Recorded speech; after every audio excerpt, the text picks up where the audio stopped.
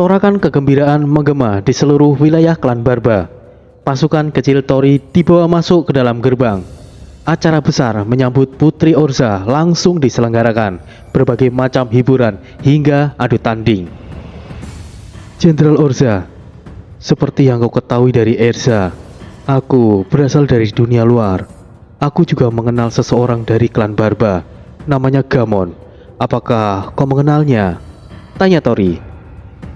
Maaf, aku tidak tahu dan tidak mengenal sosok yang Anda sebutkan.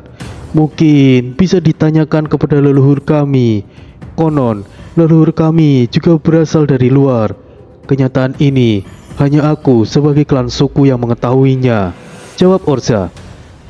Bolehkah aku bertemu dengan leluhur kalian? Karena Anda juga berasal dari luar, mungkin leluhur akan senang jika bertemu dengan Anda. Mari, aku antar ke tempat leluhur. Erza, ikutlah bersama kami. Baik, Ayah. Mereka bertiga meninggalkan tempat perayaan dan menuju ke tempat di mana leluhur klan Barba istirahat. Mohon tunggu sebentar. Orza kemudian masuk ruangan terlebih dahulu, dan tidak lama kemudian Orza keluar. Silakan masuk. Terlihat sosok tua renta yang terbaring di ranjang yang terbuat dari batu. Aku Gabon. Apa benar kau berasal dari dunia luar? Siapa namamu? Tanya Gabon, sosok kurus kering yang bersusah payah untuk duduk dibantu oleh Orza. Namaku Tori. Aku datang dari Jagratara.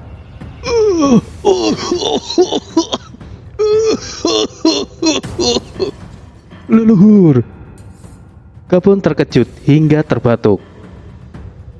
Aku baik-baik saja, Orza. Aku hanya terkejut. Akhirnya, sekian lama ada sosok yang datang dari Jagratara. Ucap Gabon senang. Aku mengenal seseorang dari klan Barba. Apakah Anda mengenal Gamon? Sepertinya nama kalian tidak jauh beda. Gamon, kau bilang.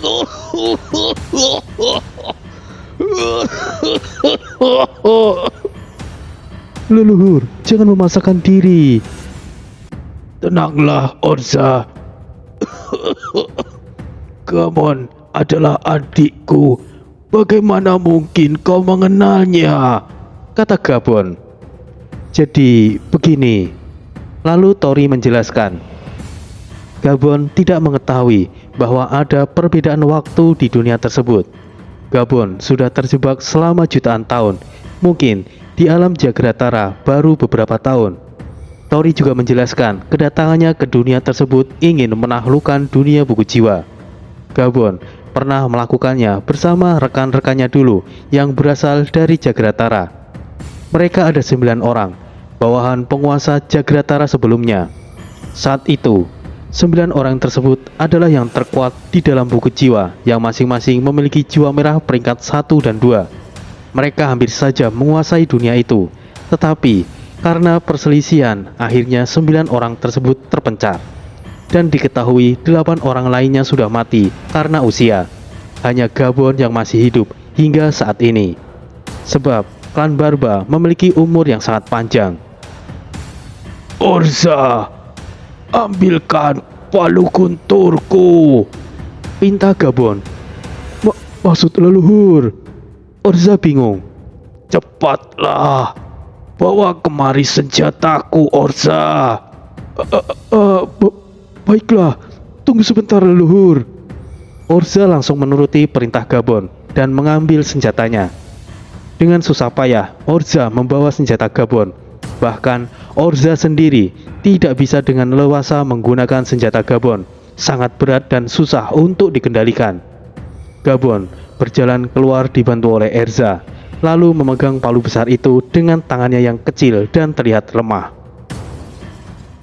Jika adikku Gamon percaya padamu dan bersedia mengikutimu, aku akan membantumu untuk menaklukkan dunia ini, ucap Gabon. Leluhur, apa yang kau katakan? Orza semakin bingung. Akhirnya, yang aku tunggu-tunggu telah tiba.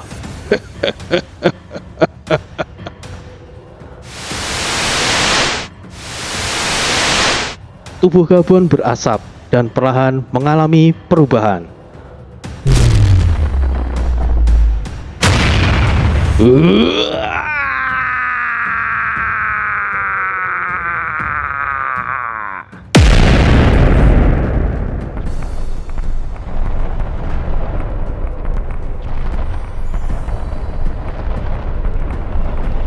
Mereka bertiga terkejut melihat perubahan wujud Gabon. Sosok yang kurus kering itu menjadi besar dan kekar, dan dengan mudahnya mengangkat palu besar itu seperti tidak memiliki beban. Gabon kembali ke bentuk fisik terkuatnya saat masih muda, tapi dia mengorbankan sisa masa hidupnya untuk kembali keadaan terkuatnya. Baiklah, kapan kita akan berangkat?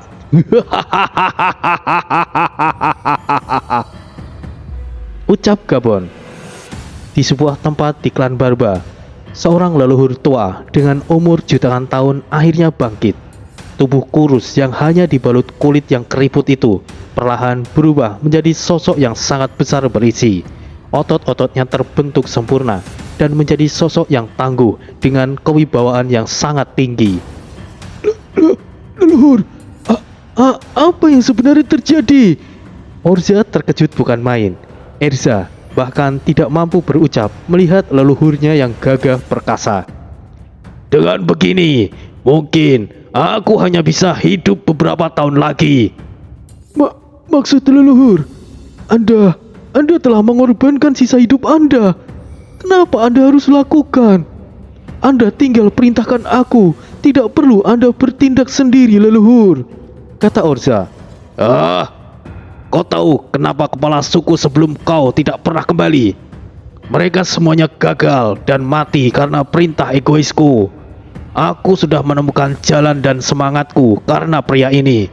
Ini keputusanku, Orza. Jangan menghalangiku. Jika itu kemauan leluhur, maka aku tidak akan pernah berani membantah. Erza hanya menangis. Dia tidak tahu apa yang sedang dia tangisi. Klan Barba adalah klan yang cukup unik. Ritual mengorbankan masa hidupnya adalah teknik yang terlarang. Bisa membuat makhluk yang melakukannya berumur pendek, tetapi hasilnya akan mendapatkan kemampuan yang luar biasa. Apa yang kau tangisi, nak? Mungkin aku masih bisa hidup selama ratusan tahun lagi jika aku dalam kondisi sebelumnya. Tapi selama itu, apa gunanya jika aku hanya terbaring saja? Bahkan untuk duduk saja kesulitan. Berbahagialah, nak. Kau bisa melihat masa jayanya leluhurmu ini yang tidak bisa kakek-kakekmu lihat. Selamat leluhur, balas Erza.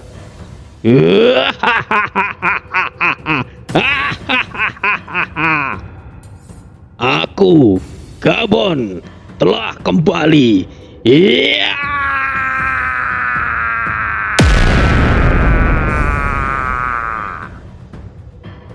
Teriakan Gabon bagaikan auman singa yang menggelegar di seluruh wilayah klan Barba.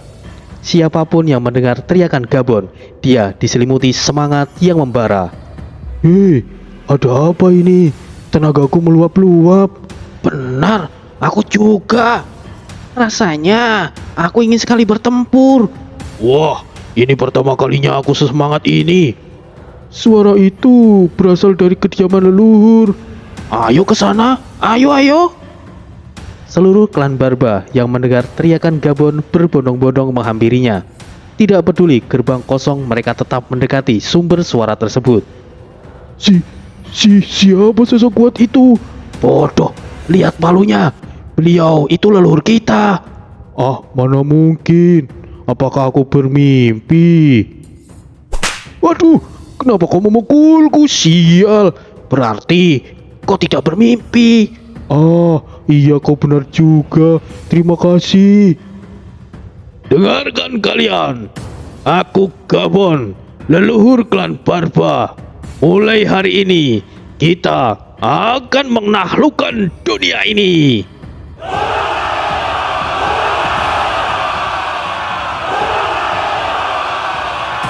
Moral klan Barba langsung memuncak.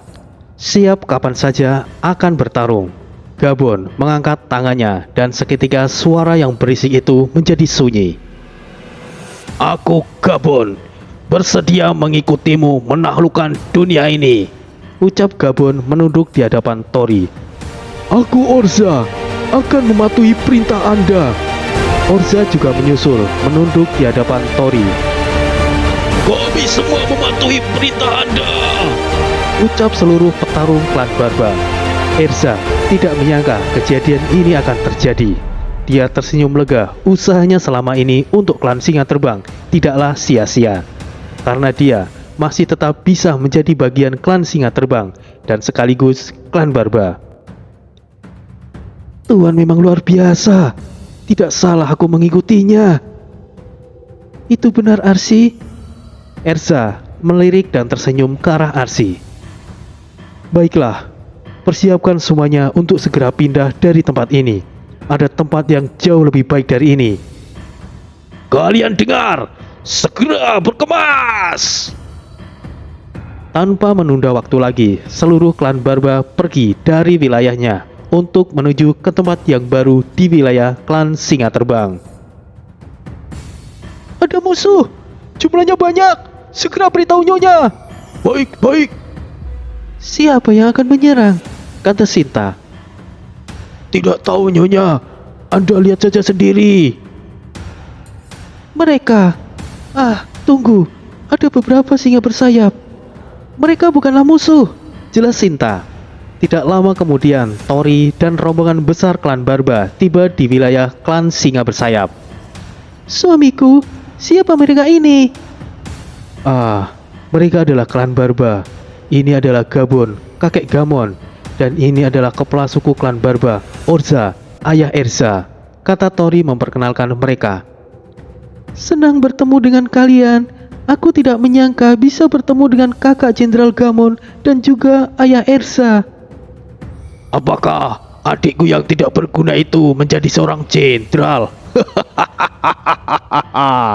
Tanya Gamon. Saat ini, Gamon adalah kepala suku klan Barba. Oh, begitukah? Lumayan. Aku Orza, ayah Erza. Dia sudah menceritakan banyak tentang Anda. Terima kasih banyak telah melindungi dan menjaga Erza selama ini, ucap Orza menunduk hormat. Tidak perlu seperti itu. Erza juga sangat membantu selama ini. Perbincangan berlangsung lama. Setelah menemukan tempat yang cocok, klan Barba mendirikan benteng mereka. Bergabungnya klan Barba akan menjadi klan Singa Terbang semakin kuat. Tinggal menunggu waktu untuk memulai menyatukan seluruh klan yang ada di dunia buku jiwa, yang selanjutnya akan menaklukkan dunia itu sendiri. Di suatu ruangan yang cukup nyaman, Tori dan Sinta tengah beristirahat. Suamiku, bagaimana kamu bisa meyakinkan klan Barba? Gabon adalah leluhur mereka. Karena Gabon sendiri yang memiliki inisiatif untuk mengikutiku, yang lainnya juga mengikuti jejak leluhurnya istriku. Dengan adanya klan Barba, pasukan Singa Bersayap akan semakin kuat. Kita memang kekurangan prajurit darat. Adanya klan Barba, pasukan darat kita pasti akan jauh lebih kuat. Itu benar istriku. Apalagi klan Barba memang sangat ahli dalam pertempuran darat. Besok akan menjadi perjalanan yang panjang. Aku ingin segera semua ini berakhir istriku. Perjalanan mereka akhirnya dimulai. Klan demi klan mulai ditundukkan. Adanya Gabon yang memiliki pengalaman jutaan tahun dalam pertempuran. Perjalanan menguasai berbagai klan di dunia tersebut menjadi lancar.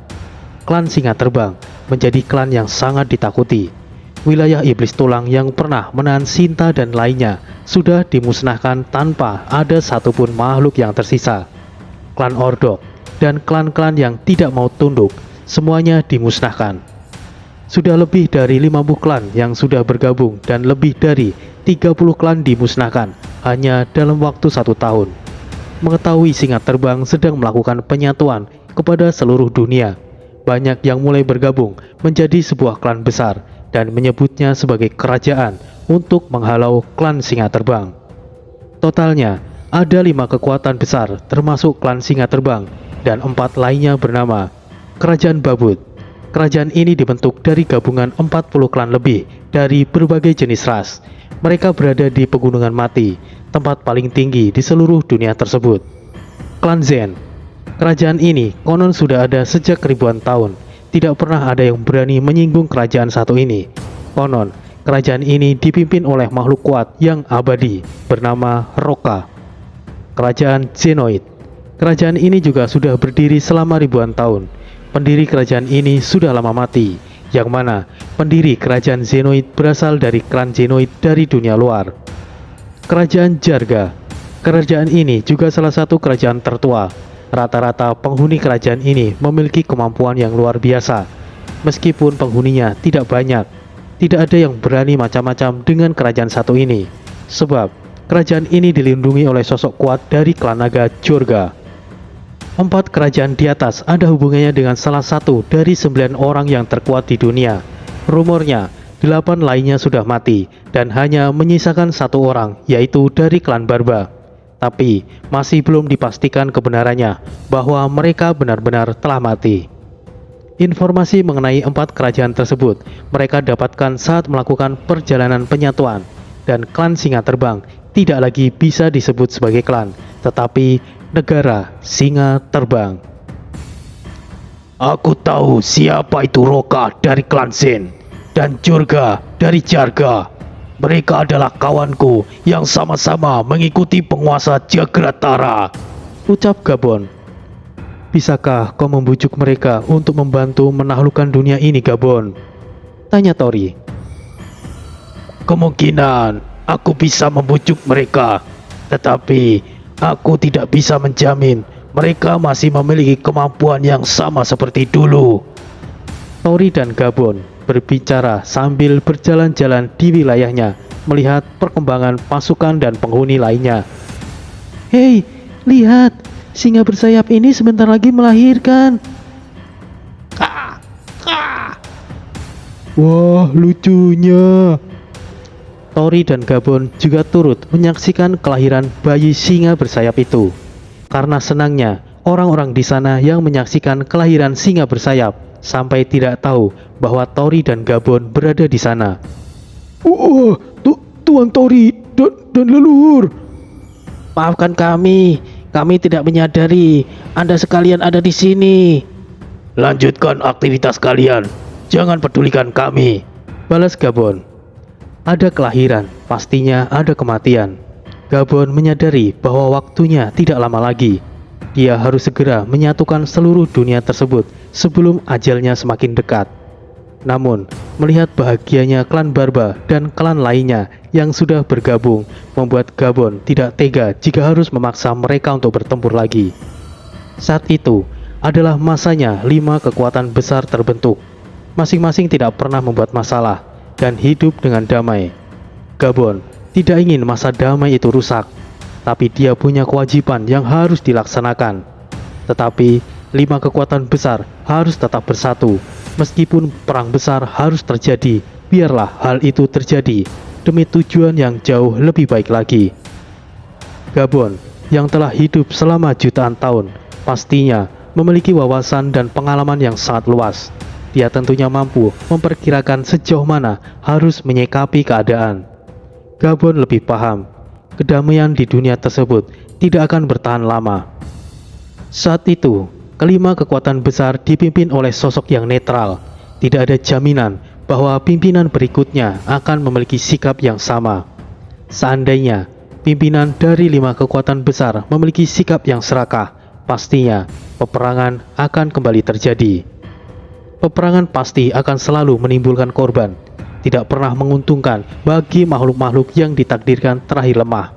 Satu-satunya mencegah terjadinya peperangan terus-menerus hanyalah dengan menyatukan seluruh makhluk yang ada di dunia tersebut.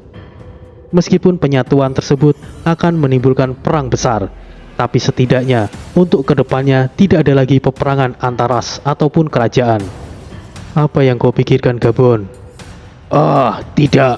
Aku sempat berpikir keadaan saat ini adalah kondisi yang terbaik. Tapi jika penyatuan tidak dilakukan, masa-masa damai seperti sekarang ini tidak akan pernah bertahan lama. Kau benar, Gabon. Ditambah lagi, jika aku berhasil mengendalikan buku jiwa, dunia ini pastinya aku bisa kendalikan juga. Aku juga tidak bisa berlama-lama di dunia ini. Aku masih tidak tahu apa yang sebenarnya terjadi jika aku kembali ke alam Jagratara. Perbedaan waktu yang pernah aku sebutkan itu hanyalah dugaanku saja. Masih belum terbukti kebenarannya. Sama halnya denganku. Aku juga tidak memiliki banyak waktu. Bagaimana jika kita berkunjung di kerajaan Zen terlebih dahulu, Gabon? Bukankah kau mengenal seseorang di sana? Diskusikan dengannya dan seperti apa tanggapannya. Ya, aku memang berencana ingin ke sana. Kalau begitu, tunggu apa lagi? Tori dan Gabon serta beberapa pasukan gabungan pilihan yang sudah dipersiapkan pergi menuju kerajaan Zen. Tori hanya membawa pasukan kecil yang tidak lebih dari 100 prajurit. Tapi pasukan tersebut bukan sembarangan pasukan. Secara individu, kemampuan setiap prajurit setara dengan 10 prajurit biasa.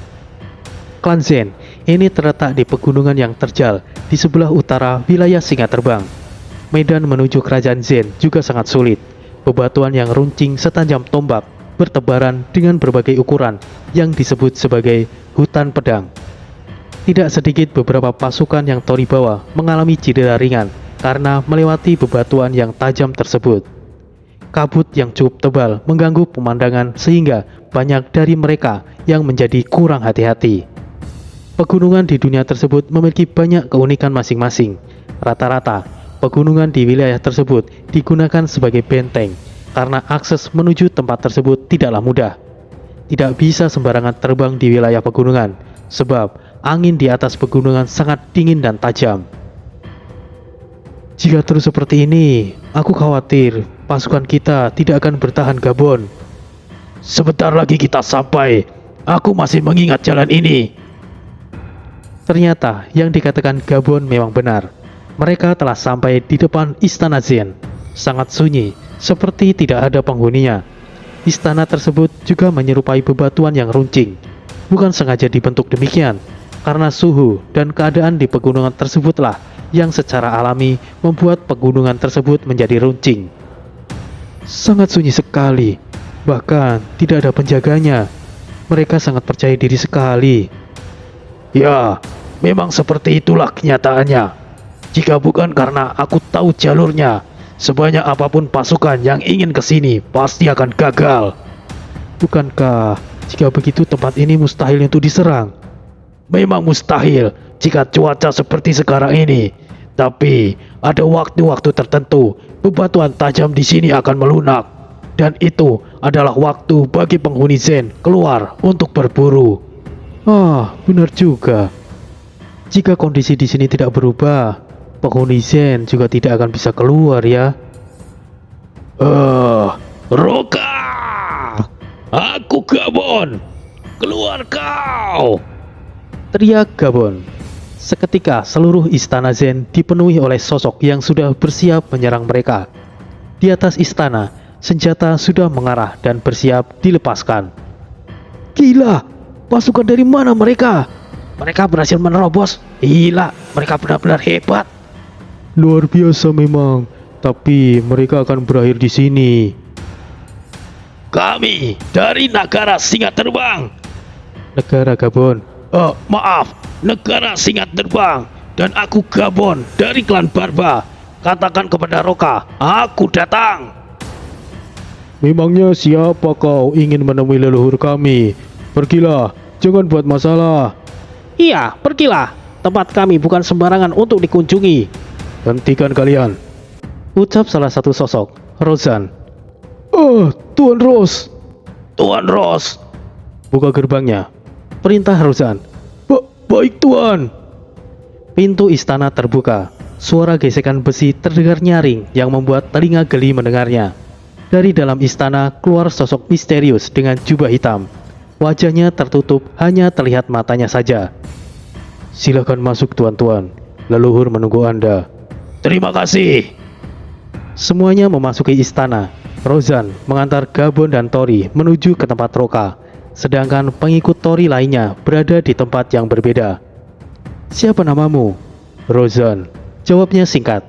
Sikapmu tidak jauh beda dengan Roka. Rozan hanya sedikit melirik ke arah Gabon. Silakan masuk, beliau menunggu di dalam, ucap Rozan yang kemudian pergi. Lama tidak bertemu Gabon, kata seseorang dengan suara yang agak berat. Lama tidak berjumpa kawanku, Roka, bayangan abadi.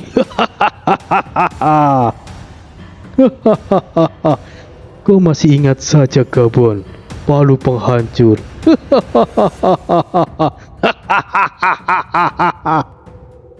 Mereka bernostalgia. Tori hanya diam saja dan tidak ingin mengganggu momen penting mereka. Roka, kenalkan, dia adalah Tori, penguasa negara singa terbang. Salam Tuan Roka. Aku tahu.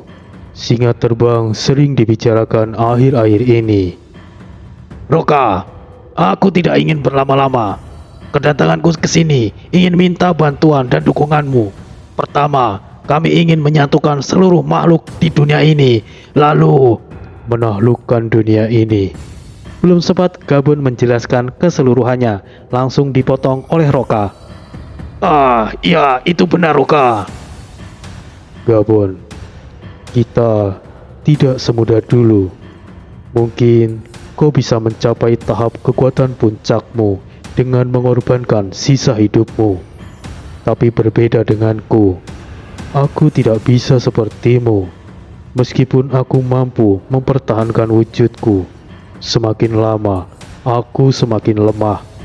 Sebutan abadi buatku tidaklah benar. Aku memang bisa memperpanjang umur, tetapi semakin lama kemampuanku juga akan semakin berkurang, dan pada akhirnya aku juga akan mati. Jelas Roka? Ya, aku memahami situasimu Roka. Sebetulnya aku sangat ingin sekali keluar dari dunia ini. Bagaimana nasib klan Zen setelah kepergianku? Sepertinya tidak akan terjadi apa-apa Tuan Roka, sahut Tori yang kemudian menjelaskan perbandingan waktu di dunia tersebut dan juga awal dia melakukan perjalanan ke pegunungan Nadi Iblis. Semua itu hanyalah perkiraanmu saja. Bagaimana jika hal itu tidak sesuai yang kau harapkan? Kata Roka. Benar, tapi adik Gabon di alam Jagratara adalah bawahanku. Itu sudah cukup membuktikan bahwa dunia luar buku ini jauh lebih lambat waktunya. Jelas Tori.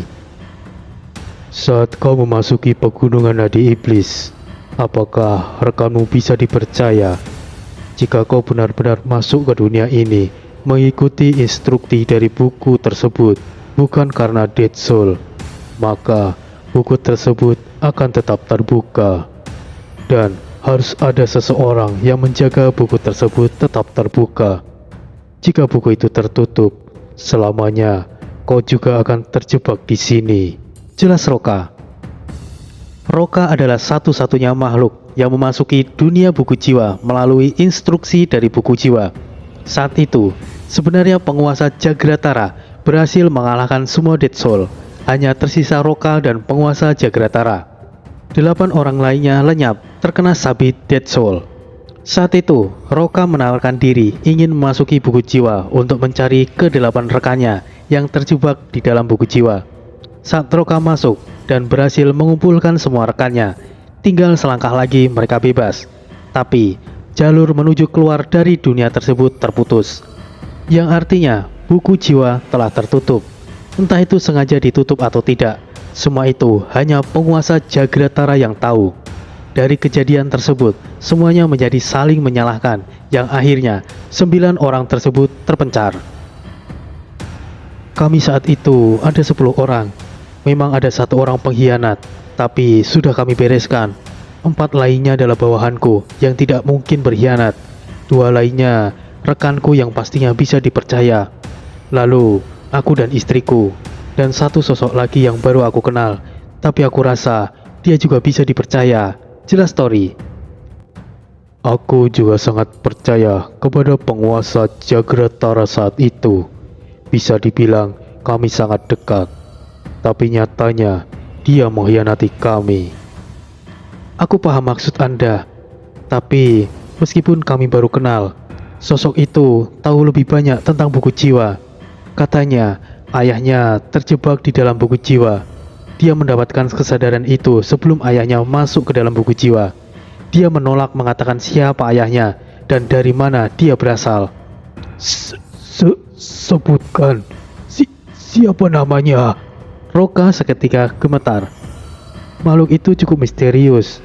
Aku yakin dia seorang wanita dan dia mengatakan bahwa namanya adalah Raka. Roka terdiam. Tubuhnya semakin gemetar.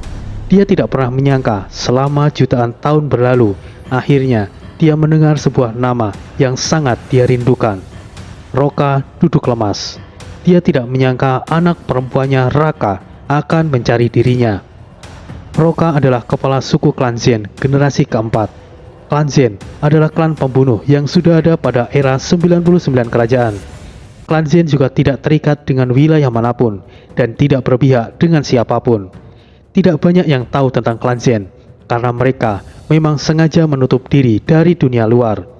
Namun, klan Zen memiliki sebuah organisasi yang terkenal yang disebut Zendan. Zendan adalah organisasi yang menyediakan jasa seperti pengawalan, mata-mata, bahkan pembunuhan.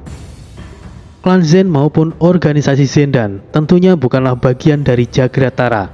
Hanya saja, Roka sangat mengenal baik penguasa Jagratara. Setiap ada ekspedisi atau misi di Jagratara, klan Zen selalu diundang untuk ikut serta. Roka pastinya tidak menyangka jika putrinya akan mencarinya. Sebetulnya, sebelum bertemu Tori, Raka juga sudah berkali-kali menjelajah ke pegunungan Adi Iblis untuk mencari keberadaan ayahnya. Sudah beberapa kali berganti-ganti tim, tetapi tidak pernah menemukan petunjuk yang pasti tentang ayahnya.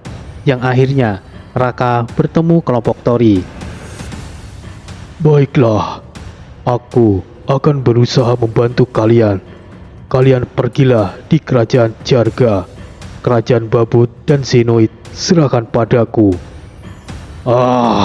Sebetulnya aku masih kurang akur dengan Jorga. Kenapa tidak kau saja yang menemui Jorga? Kau lebih paham watak Jorga. Mungkin kau tidak bisa meyakinkan Jorga, tapi penguasa singa terbang ada kemungkinan karena mereka sama-sama dari klan naga. Baiklah, akan kami coba. Jika begitu, aku akan pergi. 10 hari lagi kita bertemu di Gurun Tulang. Tori dan rombongannya meninggalkan kerajaan Zen. Usaha mereka tidak sia-sia. Mereka mendapatkan dukungan dari Roka dan tinggal menuju di kerajaan Jarga. 10 hari kemudian, mereka akan berkumpul di Gurun Tulang. Gurun Tulang adalah gurun pada umumnya. Hanya saja banyak sekali mayat yang terkubur di gurun tersebut. Tori dan Gabon beserta rombongannya langsung menuju kerajaan Jarga. Kerajaan ini terletak di wilayah paling panas di dunia tersebut, yaitu berada di pusat gunung berapi yang paling panas. Untuk sampai di puncak kerajaan Jarga, mereka harus melewati lereng kematian. Disebut lereng kematian karena banyak sekali hewan-hewan kuat dan makhluk asli dunia tersebut yang menjaga lereng tersebut. Salah satunya adalah makhluk dari klan batu, mata iblis, kuda pemburu, buaya raksasa, serigala iblis, ular piton besi, dan masih banyak lain. Akhirnya, perjalanan mereka akan semakin dekat untuk menaklukkan dunia di alam buku jiwa.